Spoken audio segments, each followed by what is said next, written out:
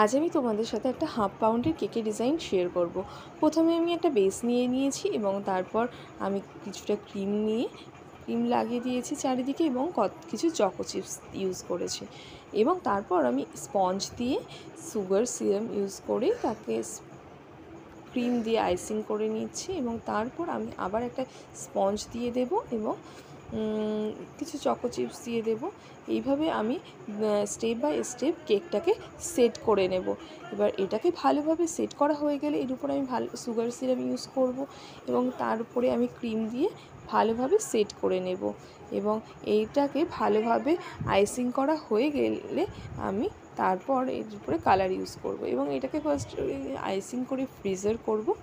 তারপর এর উপরে ক্রাম কোটিং করে দেব ভালোভাবে ক্রিম দিয়ে। দেখো আমি কিভাবে করছি। এবার অল্প কালার ইউজ করে এটাকে পার্পল কালার করতে হবে, সেহেতু আমি প্যালেট নাইফে কিছুটা এক ড্রপ পার্পল কালার নিয়ে নিয়েছি এবং দেখো আমার কেকটা কি সুন্দর পার্পল হয়েছে। এরপর আমি এর উপরে হ্যাপি বার্থডে লিখে দেব। কাস্টমার বলেছিল হ্যাপি বার্থডে অ্যান্ড মাই লাভ লিখতে। দেখো আমার কেক রেডি এবং কিছুটা হার্ট সিম্বল করে দিয়েছি আর স্প্রিঙ্কেল দিয়েছি। আমার কেকটা যদি তোমাদের ভালো লেগে থাকে প্লিজ লাইক অ্যান্ড সাবস্ক্রাইব।